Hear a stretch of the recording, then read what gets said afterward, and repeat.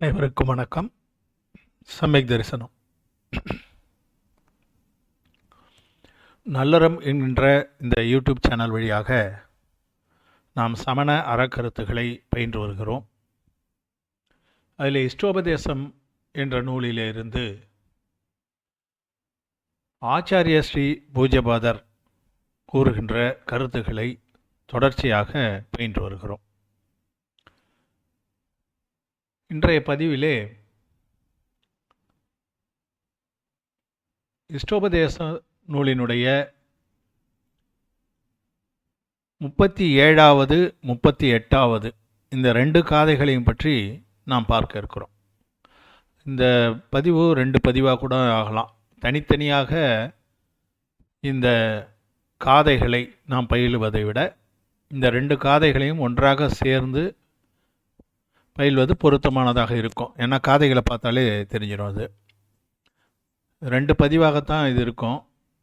ரெண்டும் ஒரே பொருள் குறித்ததால் ரெண்டு காதைகளையும் பார்த்துட்டு அதனுடைய பொருளையும் நம்ம பார்க்கலாம்.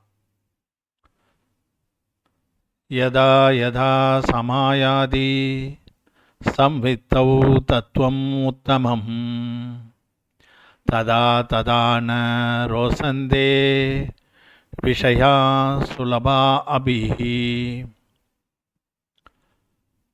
இப்போ இதில் 4 வரிகள், அதாவது ஒரிஜினலாக பார்த்தா 2 வரி நம்ம அதை நூல்களில் பிரித்து கொடுத்துருக்கிறதால 4 வரிகளாக நம்ம பார்க்குறோம். இதே வரிகள் அப்படியே முதல் 2 வரியும் அடுத்ததாகவும் ரெண்டாவதாக இருக்கக்கூடிய 2 வரியும் முதலாவதாகவும் வருகிறது 38வது காதையில். அந்த காதை இப்போ பார்த்திங்கன்னா யதா யதா சமாயாதி சம்வித்தௌ தத்துவம் உத்தமம் என்கின்ற இந்த வரிகள் 38வது காதையில் கீழே வருது. ஆனால் அந்த யதா யதான்றது ததா ததான்னு மாறுது. அங்கே அந்த வார்த்தைகள் மட்டும்தான் வித்தியாசப்படும். 38வது காதை பார்த்தோம்னா யதா யதா ந ரோசந்தே விஷயா சுலபாபி ததா ததா சமாயாதி சம்வித்தௌ தத்துவம் உத்தமம். முன்னு வருகின்ற வரி பின்னால் வருகின்ற வரி முன்னாலும், அவற்றினை கலந்து இந்த 2 காதைகளில் ஆச்சாரிய ஸ்ரீ ஒரு சுவைபட நமக்கு கொடுத்துருக்கிறதால இது ரெண்டுத்தையும் சேர்த்தே நம்ம பார்க்கலாம். இப்போ முதல் 37வது காதையில் யதா யதா சமாயாதி சம்வித்தௌ தத்துவம் உத்தமம் ததா ததா நரோசந்தே விஷயா சுலபா அபி. விஷயா, விஷயம் என்ற வார்த்தை சமஸ்கிருதத்திலே புலன் இன்பம் என்பதற்காக, புலன் அதாவது 5 புலன்களால் 5 பொறிகளால் நாம் தெரிந்து கொள்வது 5 புலன்கள். அந்த புலன்களை குறிக்கக்கூடியதாக கையாளப்படுகிறது. விஷயம், விஷய சுகம், விஷயா என்று சொன்னாலே அது 5 செயல்களை குறித்தது. இன்பமோ துன்பமோ அந்த செயல்களை குறித்தது. அதை பற்றி தான் 5 பற்றி தான் இதில் சொல்ல போகிறாங்க. யதா யதா சமாயாதி சம்வித்தௌ தத்துவமோ உத்தமம், அதாவது ஆன்ம நோக்கிலே ஆன்ம தூய்மையானது அதிகமாகும் பொழுது புலன் இன்பங்கள் விஷயங்கள் சுலபமாக நமக்கு கிடைத்தாலும் அதிலே கவனம் செல்வது கிடையாது. முனிவர்களை குறித்த காதைகள் என்பதை நாம் முதலில் எல்லாவற்றிலும் அடிப்படையாக தெரிந்து கொள்ள வேண்டும். அவர்கள் தவம் செய்யும் பொழுது அவருடைய ஆன்ம தூய்மையானது அதிகரித்து கொண்டே செல்லுகின்ற பொழுது புலன் இன்பத்திலே அவர்களுக்கு நாட்டம் செல்வது கிடையாது என்று இந்த காதையிலே கூறுகிறார். இப்போ 38வது கதை அப்படியே இதனுடைய பொருளை மாற்றி அப்படியே சொல்கிறார். எப்போது புலன் இன்பத்திலே எளிதாக கிடைக்கக்கூடிய விஷயா சுலபா, சுலபத்திலே கிடைக்கக்கூடிய அந்த விஷய சுகங்களிலெல்லாம் நா ரோசந்தே, நாட்டம், நான் என்றாலே இல்லை என்று அர்த்தம், நாட்டம் போவது இல்லையோ, அப்போது சமயாதி சம்வித்தௌ தத்துவம் உத்தமம், ஆன்ம தூய்மையானது அதிகரிக்கிறது. அங்கு என்ன சொல்கிறார்? ஆன்ம தூய்மை அதிகரிக்கின்ற சமயத்திலே சுலபமாக கிடைக்கக்கூடிய எளிதாக கிடைக்கக்கூடிய புலன் இன்பத்திலே நாட்டம் செல்வது கிடையாது முனிவருக்கு. அது அப்படியே இந்த காதையில் என்ன மாற்றி சொல்கிறாருன்னா, புலன் இன்பத்திலே நாட்டம் செல்லாத பொழுது ஆன்ம தூய்மையானது அதிகமாகிக் கொண்டே செல்லும் என்று சொல்கிறார். அப்போ புலன் இன்பத்திற்கும் அந்த ஆன்ம தூய்மைக்கும் கணக்கில் சொல்லுவாங்க, நீங்கள் பார்த்துருக்கீங்க, இன்வெர்ஸ்லி ப்ரொபோர்ஷனல் என்று சொல்லுவார்கள். இன்வெர்ஸ்லி ப்ரொபோர்ஷனல்னு கணக்கில் கூட பார்த்திங்கன்னா அதில் எதிர்விகிதம்னு இன்னும் அப்படி தான் வரும்னு நினைக்கிறேன். ஆட்கள் அதிகமானால் நாட்கள் குறையும், நாட்கள் அதிகமானால் ஆட்கள் குறைந்தால் நாட்கள் அதிகமாகும். கணக்கில் நம்ம பார்த்துருக்குறோம். ஒரு வேலை செய்கிறதுக்கு 10 பேர் விட்டோம்னா அப்போ செய்கிற வேலைக்கும் 15 பேர் அவருக்கு அமர்த்தணும்னா கொஞ்சம் சீக்கிரம் முடியும் வேலைன்னு சொல்லுவாங்க இல்லையா? அதுபோல் ஆட்கள் அதிகமானால் நாட்கள் குறையும், அதே போல் நாட்கள் அதிகமாகின்ற பொழுது ஆட்கள் குறைவாக இருப்பார்கள். அதைத்தான் இந்த இடத்துல எப்போது ஆன்ம தூய்மை அதிகரிக்கிறதோ அப்போது புலன் இன்ப விஷயங்களிலே ஆர்வமானது குறையும். புலன் இன்ப விஷயங்களிலே ஆர்வம் குறைய குறைய ஆன்ம தூய்மை அதிகமாகும். அப்படித்தான் இந்த காதைகளில் நமக்கு சொல்வதை பார்க்கிறோம். இப்போ பாருங்கள், இந்த 37வது காதைக்கு, தான் சுத்தாத்ம சுரூபம் உயர்ந்து கொண்டே செல்லும் யோகிகளுக்கு எளிதில் கிடைக்கும் புலனின்பங்கள் சுவை உடையதாக தோன்றுவது இல்லை. ஆன்ம ஞானிகளுக்கு இயல்பாகவே காமபோகங்களில் விரக்தி காணப்படுவது இயல்பு. ஆன்ம தூய்மை அதிகமாக இருக்கும்போது புலனின்பம் ஆசை குறையுது. 38வது காதைக்கு பொருள் சொல்லும் பொழுது, எளிதில் கிடைக்கும் புலன் இன்பங்களில் சுவை குறைந்து கொண்டே போகிறது எனில் தூய ஆன்ம அனுபவம் வளர்கிறது என அறியலாம். பொருள்களை அனுபவிக்க வேண்டும் என்ற வாஞ்சையும் யான் எனது என்ற ஆசையும் குறைய குறைய தன் ஆன்ம ஆனந்தத்தில் சுவை கூடிக்கொண்டே இருக்கும். இந்த 2 காதைகளையும் ஒன்றா பார்க்கணுன்றதுக்கு அதுக்காக தான் பொருத்தம் இருப்பதால். இருந்தாலும் இந்த பதிவில் இதை முழுவதுமாக முடிக்க இயலாது, அடுத்த பதிவிலையும் முடிக்கலாம். முதலிலே ஆரம்பத்திலே இதை கூறக்கூடிய அடிப்படை பொருள்களை நம்ம பார்க்கலாம். இதில் பார்த்தோம்னா,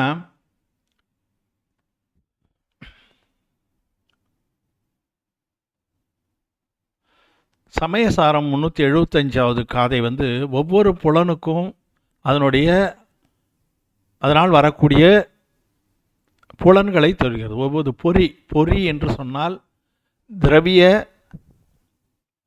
விஷயமாக இருக்கும். அதாவது மூக்கு, கண், காது, உடம்பு, வாய் அப்படி சொன்னால் அது திரவிய விஷயம், கண்ணுக்கு தெரிகின்ற விஷயம், அது பொறி அப்படின்னு நம்ம வச்சுக்கலாம். இப்போ அதில் மூக்கால் என்ன தெரியும்? வாசனை. அப்போ புலன், அதனுடைய புலன் அதுதான். காட்சி கண்ணுக்கு புலன். ஊருன்னா தொடு உணர்வு உடலுக்கு புலன். அப்படி பொறி, புலன் அது ரெண்டுத்தையும் நம்ம தெரிஞ்சு வச்சுக்கிறோம். கொஞ்சம் அது புரிந்து கொள்வதற்காக அதனுடைய வார்த்தைகளை நம்ம பயன்படுத்தி வச்சுக்கிறோம். அப்போ என்ன செய்கிறது பொறிகள் என்று சொன்னால், பொறிகள் என்னை பயன்படுத்தி கொள்ளுங்கள் என்று சொல்வது கிடையாது என்று சொல்கிறார் நமது உந்தகுந்த ஆச்சாரியார். அதே போல் உயிரும் இவற்றையெல்லாம் நான் அனுபவிக்க வேண்டும் என்று எண்ணுவது கிடையாது. உயிர் என்று சொன்னால் இங்கே தூய உயிர் என்று நாம் நினைத்து கொள்ள வேண்டும். ஏன்னா அந்த திரிபு நிலையில் இருக்கிற உயிர் இதையெல்லாம் அனுபவிக்குது, பொறி இன்பத்தை எல்லாம் அனுபவிக்குது. இங்கே 2ஆக பிரித்து சொல்கிறார்.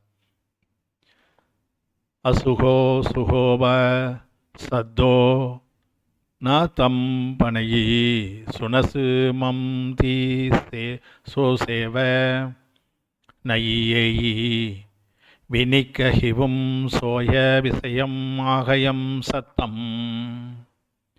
இதில் இந்த சிறப்பு எழுத்துக்களில் கொடுத்துருக்கிறத அந்த 375, 76, 77, 78 காதைகளில் மட்டும் மாற்றி இதே காதைகளை கொடுத்துருக்கிறார் சமயசாரத்தில். நூல்களை நீங்கள் பார்த்தீங்கன்னா அது தெரியும், ஒரே வார்த்தைகள் தான், இந்த வார்த்தைகளே தான் வரும். அதில் இந்த சிகப்பு எழுத்துக்களில் 4 வார்த்தைகள் வருது, அதை மாற்றி மாற்றி கீழே கொடுத்துருக்கார். அதை நம்ம பார்க்கலாம். அதாவது சத்த என்று சொன்னால் ஒலி, சத்தம்னு நம்ம சொல்கிறோம் இல்லையா, அந்த ஒலி. அந்த ஒலியானது என்னை கேள் என்று சொல்வது கிடையாது. ந தம் பனையி சுனசு, சுனசு என்றால் என்னை கேள் என்று ந தம் பனையி சொல்வது இல்லை. ஒரு சத்தமானது ஏற்படுகிறது, அந்த சத்தம் என்னை கேள் என்று சொல்வது கிடையாது. அதே போல அந்த சத்தத்தை கேட்கக்கூடிய புலன் எது? விஷய என்றால் புலன், அந்த பொறி. அந்த பொறி எதுனா காது. சோய விஷயம், அந்த கேட்கின்ற அந்த பொறியானது அதன் மூலமாக அந்த சத்தம் என்பதனை கேட்பதற்கு உயிரும் ஆர்வப்படுவது கிடையாது. இப்போ நம்ம கொஞ்சம் தூய்மையான நிலையில் இதை புரிந்து கொள்ள வேண்டிய அவசியம் இருக்கிறது. திரிபு நிலை உயிராக இருந்தால் அதுக்கு ஆசைப்படும். ஆனால் உயிர் என்பதனை எப்பயுமே நாம் தூய உயிராகத்தான் பார்க்க வேண்டும். நிச்சய நயத்தில் தான் நம்ம இந்த இடத்துல பார்க்குறோம்.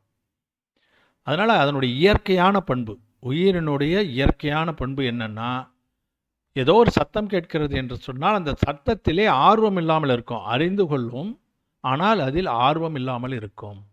அதனால் ஒரு சத்தம் கேட்கும்போது அந்த சத்தம் நீ என்னை கேள் என்று அது சொல்வது கிடையாது. அதே போல் அது காதின் வழியாக வரும்பொழுது அதை உயிர் நாம் அதிலே ஈடுபட வேண்டும் என்ற எண்ணமும் உயிர் வைத்து கொள்வது கிடையாது.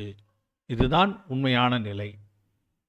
அதுபோல தான் அந்த கீழே பார்த்தீங்கன்னா அங்கே சத்தோ, சுனசு, சோய, சத்தம் என்று அந்த 4 சிகப்பு எழுத்துக்களில் கொடுத்துருக்கிறதுக்கு பதிலாக எல்லா காதைகளையும் கொடுத்தா கொஞ்சம் நீண்ட பதிவாக இருக்குன்றதால அதுவும் இல்லாமல் அதை நம்ம பொருத்தி பார்ப்பதற்காக ஒரே மாதிரியான காதைகளிலே குந்தகுந்தாச்சாரியார் ஒரு புரியாதவர்களுக்கு கூட சொல்லித் தருகின்ற அந்த எளிமையான வழியில் இதை ஒரே காதையில் சொல்லலாம். ஆனால் இத்தனை காதைகளை அவர் படைத்திருக்கிறார். சரூபம் என்றால் உருவம், பிச்சை என்றால் பார்த்தல், சக்கு என்றால் கண், உருவம். அதாவது இதே போல ஒரு உருவமானது என்னை பார் என்று சொல்வது கிடையாது. உயிரும் கண்ணுக்கு தெரிகின்ற அந்த உருவத்திலே ஆர்வம் செலுத்துவது கிடையாது. கந்தோ என்றால் வாசனை, கந்தோ தெரியும் உங்களுக்கு. அந்த வாசனை என்னை நுகர் என்று சொல்வது கிடையாது.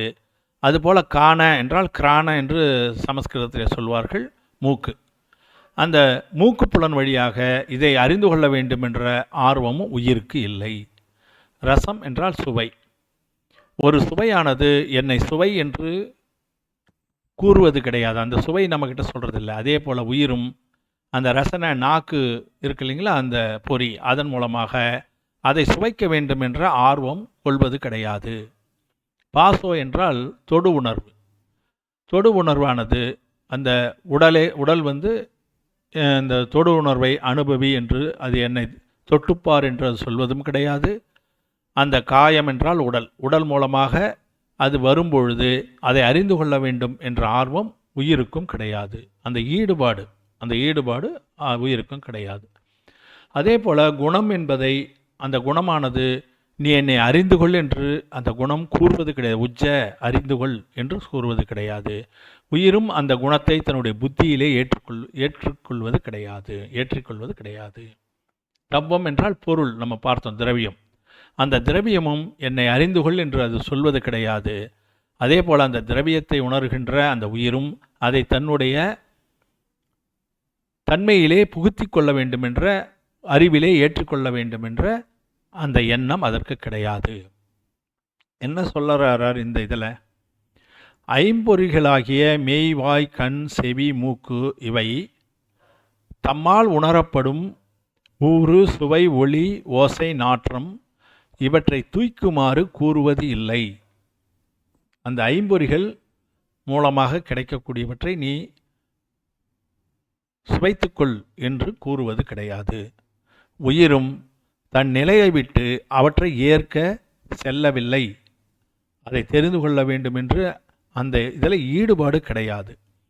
அதேபோல் குணமும் பொருளும் தன்னை தூய்க்குமாறு மனதிடம் கூறுவதில்லை. 5 பொறிகள் மட்டுமில்லை, மனத்தையும் ஒரு பொறியாகத்தான் சொல்லுவோம். 6 பொறியாக நம்ம பல இடங்களில் பார்க்கிறோம். அதுபோல் மனதிடம் கூறுவதில்லை. உயிரும் அதை ஏற்க செல்வதில்லை. என்ன அதனுடைய இயல்பான பண்பு? இதுதான்.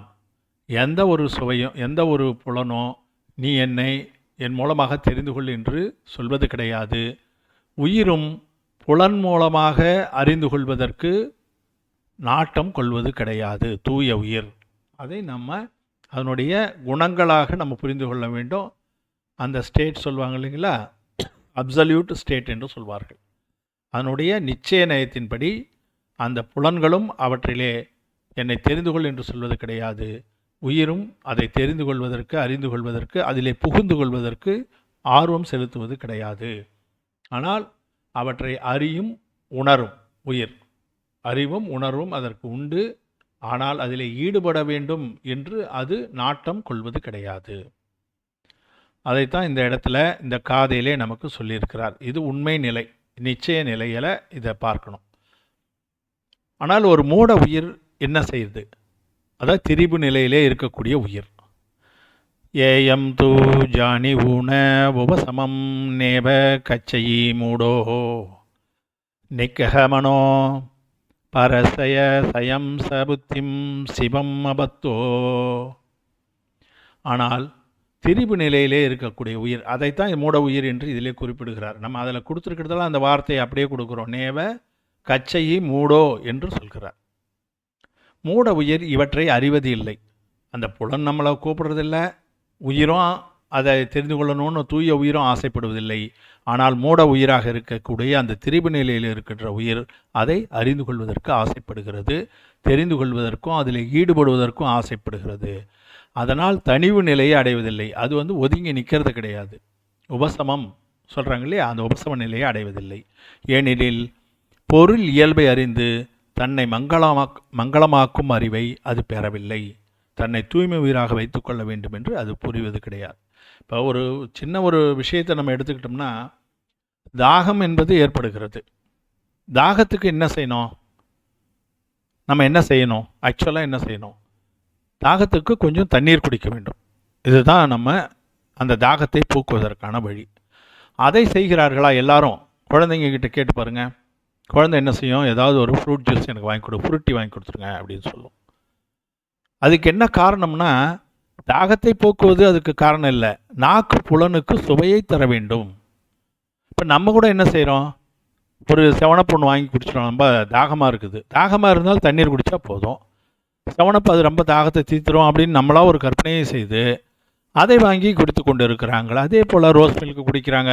இவையெல்லாம் தாகத்தை தீர்க்கணும் அப்படின்ற ஒரு சாக்கை வச்சுக்கிட்டு நாவுக்கு சுவை தருவதற்கு நாம் விருப்பப்படுகிறோம். அதுதான் திரிபு நிலை உயிரினுடைய, மூட உயிரினுடைய தன்மை என்று ஆச்சாரியர்கள் நமக்கு நூல்களிலே பல இடங்களிலே குறிப்பிட்டு சொல்லியிருக்கு. அதை தான் நான் கொண்டு சொல்கிறேன். நம்மளாக ஆராய்ச்சி பண்ணி அதையும் சொல்லலை. அதனால் இது போன்றது தான் ஒவ்வொன்றுக்கும். பார் என்று சொன்னால் ஒரு பொருள் இருந்தால் பார்க்கணும். நான் அப்படிலாம் கிடையாதுங்க, ஏற்காடு போவேன், ஊட்டி போய் அங்கே அழகான அந்த பொருள்களையும் அந்த மலர்களையும் பார்ப்பேன் என்று நம்ம என்ன செய்கிறோம்? புலன் இன்பத்திற்கு ஆசைப்படுகிறோம். எது கிடைக்குதோ அதை பார்க்கணும். அதுக்கு தான் கண்ணை படைச்சிருக்கிறாங்க. காது எதை எதை கேட்க வேண்டுமோ அதெல்லாம் விட்டுட்டு இசையை கேட்கும். அதுக்கு என்ன இன்பமோ அதுதான் அந்த காதினுடைய புலன். இப்படித்தான் ஒவ்வொரு புலனும் நீ இதை செய் என்று நம்மளை சொல்வது இல்லை. அந்த உயிரும் அதன் மீது நாட்டம் கொள்வதில்லை. ஆனால் திரிபு நிலை இருக்கின்ற உயிர் அதிலே நாட்டம் கொள்கிறது. புலன் இன்பத்தை அனுபவிக்க வேண்டும் என்ற அந்த ஆசையை அது கொள்கிறது என்பதனைத்தான் இந்த காதைகள் மூலமாக நாம் புரிந்து கொள்ள வேண்டியிருக்கிறது. ஆனால் உண்மையிலே அதில் எந்த புலன் இன்பத்தில் எந்த சாரமும் இல்லை என்று சமண சுத்தம் என்ற அந்த தொகுப்பு நூல் நமக்கு கூறுகிறது. சுட்டுவி மகிஞ்சந்தோ கந்தவி கேலியி நத்தி ஜகசாரோ இந்திய விஷயேசு தகா நத்தி சுகம் சுட்டு விவிட்டம் மிகவிட்டம்.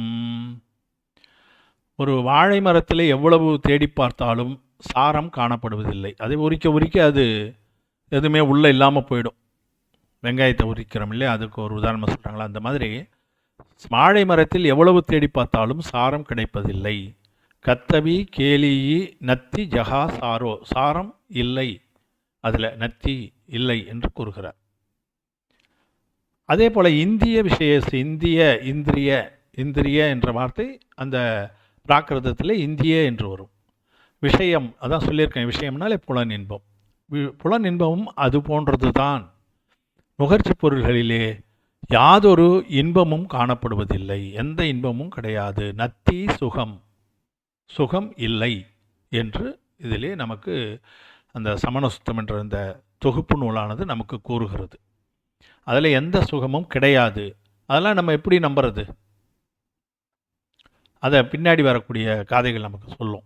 இப்போ இதில் மறுபடியும் சமண சுத்தத்திலே இன்னொரு அந்த இயற்கையாக நமக்கு புரிய வைப்பதற்காக சொல்கிறார். ஜகோ கச்சுல்லோ கச்சும் கண்டயமனோ துஜம் உனகி சுக்கம் மோகாவுரா மனுசா தக காமதுகம் சுகம் பிந்தி. காமம் என்பது துன்பம் மிக்கது தான். ஆனால் அதை சுகம் என்று அனைவரும் நினைக்கிறோம். அதுக்கு ஒரு உதாரணமாக சொல்கிறார் பாருங்க. சிரங்கு நோய் உள்ளவன் சொரிந்தால் அதால் ஏற்படும் துன்பத்தையே இன்பமாக நினைக்கிறான். இது சாதாரணமாக எல்லாருமே தெரிஞ்சுக்கிறது, அடிக்கடி நம்மளே பயன்படுத்தக்கூடிய ஒரு சாதாரண உதாரணம், எல்லோருக்கும் தெரிந்த ஒரு உதாரணம் என்பதால் இந்த நூலில் கொடுத்துருப்பதை நம்ம தெரிஞ்சுக்கணும். சிரங்கு நோய் உள்ளவன் அதை சொரிகிற வரைக்கும் அது இன்பமாக நினைக்கிறான். ஆனால் அது என்ன ஆகுது? கடைசியில் அவனுக்கு மிகப்பெரிய துன்பத்தை, ஏற்கனவே இருந்த நிலையை விட மிகப்பெரிய துன்பத்தை கொடுக்கிறது. அதே போல தான் மோக துன்பம் உள்ளவன் காமத்தால் ஏற்படும் துன்பத்தையே இன்பமாக கருதுகிறான். இது ஒரு காமத்துக்கு மட்டுமே பொருத்தி பார்க்க வேண்டியதில்லை, ஐம்புலன்களுக்கும். காமம் என்பது உடல் சுகம்தான். அது காயம், அதாவது உடலால் ஏற்படக்கூடிய தொடு உணர்வால் கிடைக்கின்ற அந்த சுகத்தை தான் காமம் என்று சொல்கிறோம். அதே போல தான் மற்ற பொறிகளாலும் கிடைக்கக்கூடிய புலனின்பங்கள் இதே கதை தான். அதை எப்போ ஒரு ஸ்வீட்டு ஒன்று இருக்குது, நமக்கு ரொம்ப பிடிச்ச ஸ்வீட்டு, அதை நம்ம பார்த்த உடனே இன்றைக்கி சாப்பிட்டுடணும் அப்படின்னு நம்ம நினைக்கிறோம். அந்த ஸ்வீட்டை சாப்பிட்டுட்டா அப்போ என்ன செய்யணும்? அந்த ஸ்வீட் உண்மையிலேயே அது நமக்கு திருப்தி அளிக்கக்கூடியதாக இருந்தால் அதை ஒரு முறை சாப்பிட்டுட்டா இனிமேல் சாப்பிடக்கூடாதுன்ற திருப்தியை அது கொடுக்கணுமா இல்லையா? ஆனால் கொடுக்கறது இல்லை. நாளைக்கு மறுபடியும் அதே ஸ்வீட்டை பார்க்கும்போது நேற்றைய சுவை ஞாபகம் வருது, மறுபடியும் இன்னொரு ஸ்வீட்டு சாப்பிடணும்னு தோணுது. அது எப்படி ஒரு இது திருப்தியை கொடுக்கக்கூடியதாக இருக்குமானால், நம்முடைய புலனுக்கு நன்மை செய்யக்கூடியதாக இருக்குமானால், அது ஒரு முறை அனுபவிக்கப்பட்ட உடனே திருப்தி வந்துவிட வேண்டும், மீண்டும் அது தேவைப்படாத நிலை ஏற்பட வேண்டும். அதுதானே உண்மையான திருப்தி.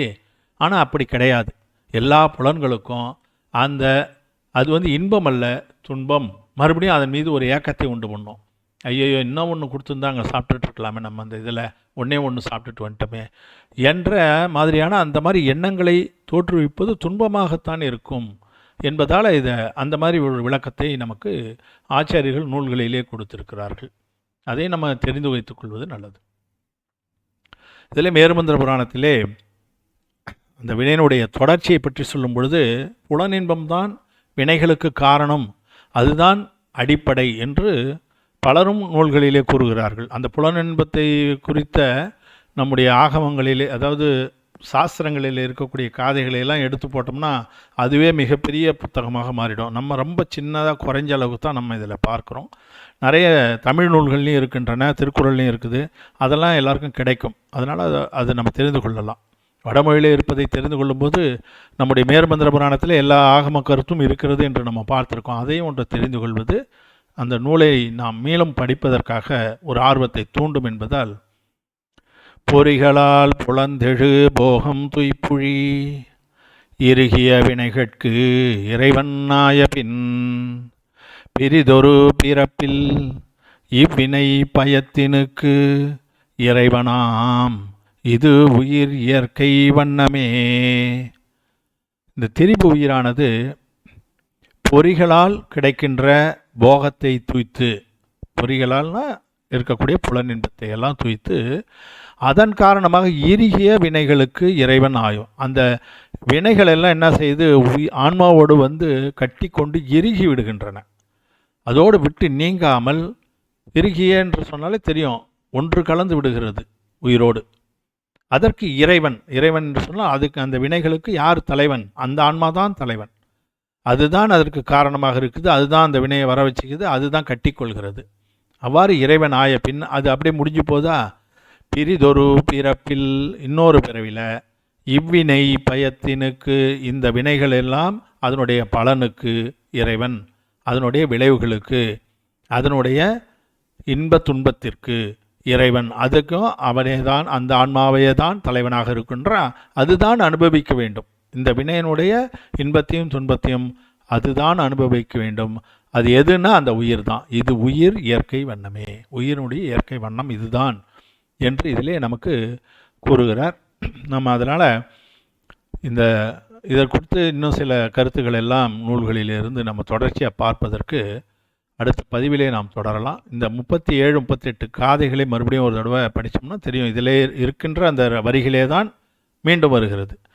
யதா யதா சமாயாதி சம்வித்தௌ தத்துவம் உத்தமம் ததா ததா ந ரோசந்தே விஷயா சுலபா அபிஹி என்று 37வது காதையிலையும் யதா யதா ந ரோசந்தே விஷயா சுலபா அபிஹி ததா ததா சமாயாதி சம்வித்தௌ தத்துவம் உத்தமம் என்று அந்த வரிகளை மாற்றி போட்டு அடுத்த காதையும் நமக்கு ஆச்சாரியர் இதில் கொடுத்திருக்கிறார். அந்த உயிருக்கும் புலனின்பத்திற்கும் இருக்கக்கூடிய தொடர்புகளை வலியுறுத்துவதற்காக 2 காதைகளாக நம்ம படைத்திருப்பதாக கருதலாம். எனவே இந்த கருத்துக்களுடைய தொடர்ச்சியினை நம்ம அடுத்த பதிவிலும் பார்க்கலாம் என கூறி இந்த வாய்ப்புக்கு நன்றி கூறி முடித்துக் கொள்கிறேன். அனைவருக்கும் நன்றி, வணக்கம். இப்போது இந்த நல்லறம் என்ற இந்த யூடியூப் சேனல் வழியாக நாம் தொடர்ச்சியாக இஷ்டோபதேச நூலினை கற்று வருகிறோம். அதிலே பங்கேற்று இதற்கு ஆதரவு தெரிவிக்கின்ற அனைத்து பவ்யர்களுக்கும் எனது மனமார்ந்த நன்றியினை தெரிவித்துக் கொள்கிறேன். நல்லறம் என்கின்ற இந்த யூடியூப் சேனலை தாங்கள் சப்ஸ்கிரைப் செய்து பார்க்குமாறு பணிவோடு கேட்டுக்கொள்கிறேன். அதனுடைய உங்களுடைய கருத்துக்களையும் இதிலே பதிவது ஒவ்வொரு இருவர் நமக்கு தொலைபேசி மூலமாகவும் சொல்கிறார்கள். அதில் கருத்துக்களை போடுவதற்கு பயிற்சி இல்லாதனால நான் நேரடியாக சொல்கிறேன்றாங்க. அதுவும் ஒரு நல்ல விஷயந்தான். தாங்கள் எப்படி ஆர்வமாக இதை கேட்கிறீர்கள் என்பதை நான் புரிந்து கொள்வதற்காக தாங்கள் கமெண்ட் பாக்ஸிலே கருத்துக்களை பதிவிடுமாறு அன்போடு கேட்டுக்கொள்கிறேன். தங்களுக்கு பழக்கமுள்ளவர்களுக்கும் இதிலே ஆர்வமுள்ளவர்களுக்கும் இந்த யூடியூபினை ஃபார்வேர்டு செய்து அதற்கு ஒரு மார்க்க பிரபாவனையினுடைய ஒரு அங்கமாக இருப்பதற்கும் நான் வேண்டி விரும்பி கேட்டுக்கொண்டு வாய்ப்புக்கு நன்றி கூறி முடித்துக் கொள்கிறேன். ஜெய் ஜினேந்திரா.